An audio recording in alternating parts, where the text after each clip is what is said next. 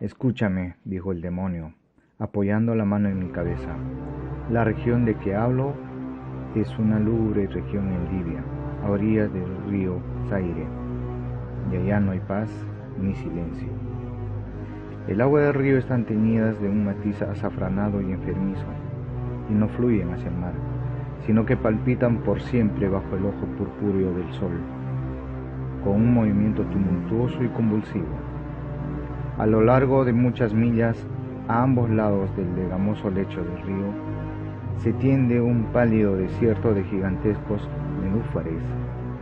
Suspiran entre sí y en esa soledad y tienden hacia el cielo sus largos y pálidos cuellos, mientras inclinan a un lado y a otro sus cabezas en tínternas, y un rumor indistinto se levanta de ellos, como el correr del agua subterránea, y suspiran entre sí.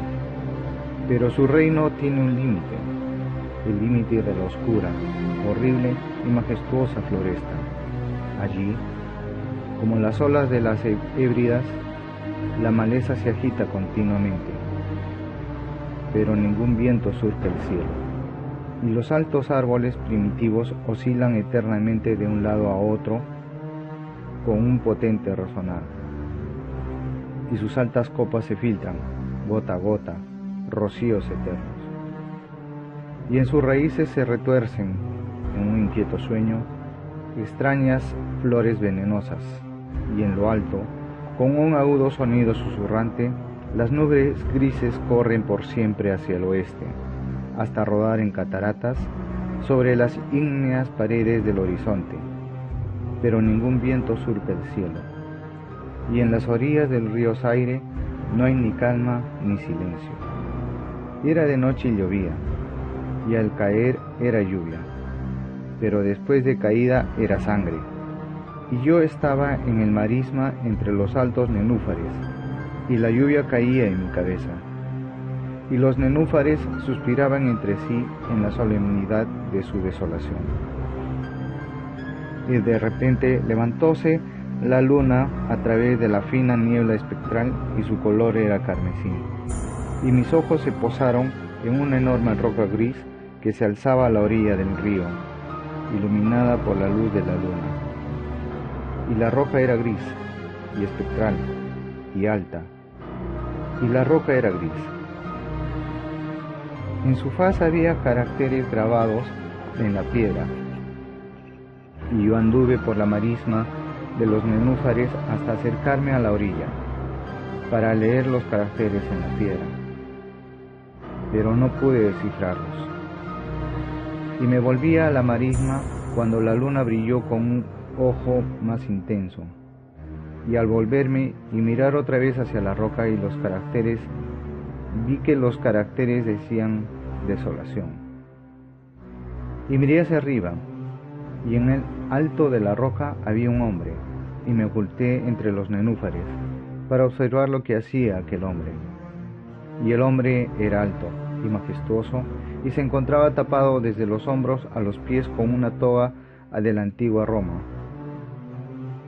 y su silueta era indistinta, pero sus facciones eran las facciones de una deidad, porque el pálido de la noche, y la luna, y la niebla, y el rocío, habían dejado al descubierto las facciones de su cara.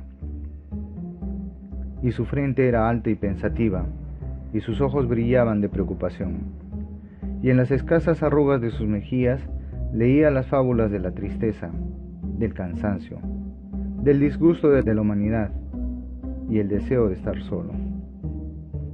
Y el hombre se sentó en la roca, apoyó la cabeza en la mano y contempló la desolación.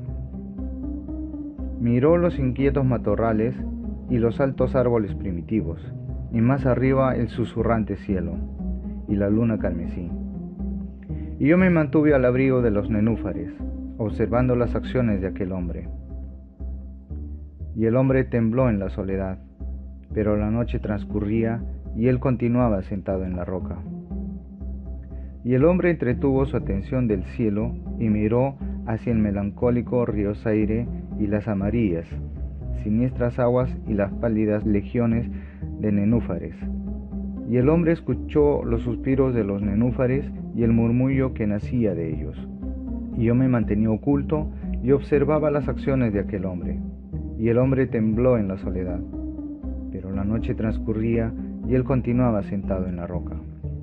Entonces me sumergí en las profundidades de la marisma, vadeando a través de la soledad de los nenúfares, y llamé a los hipopótamos habitaban en los pantanos en las profundidades de la marisma.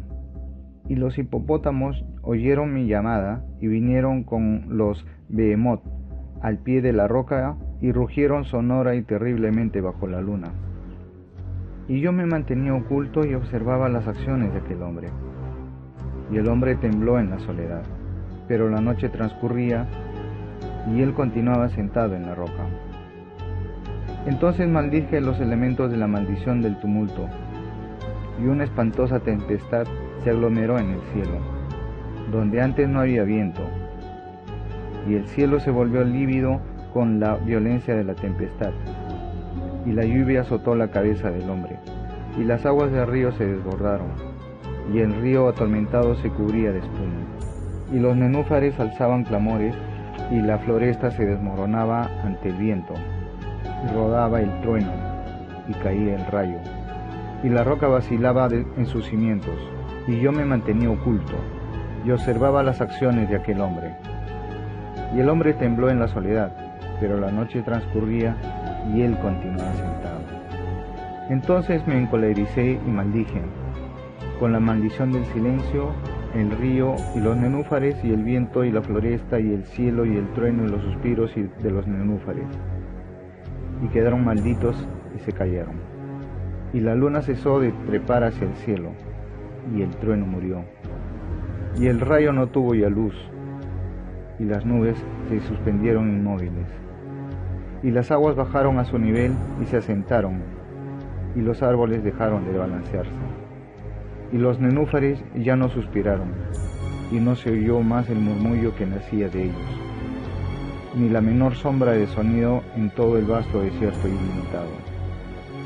Y miré los caracteres de la roca, y habían cambiado, y los caracteres decían silencio.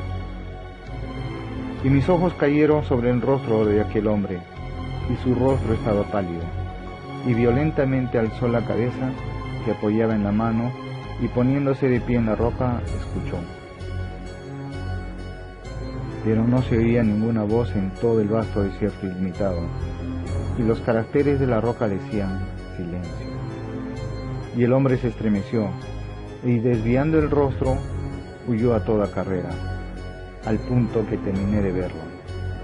Pues bien, hay muy hermosos relatos de los libros de los magos, en los melancólicos libros de los magos, encuadernados en hierro. Allí, digo, hay admirables historias del cielo y de la tierra, y del potente mar, y de los genios que gobiernan el mar, y la tierra, y el majestuoso cielo.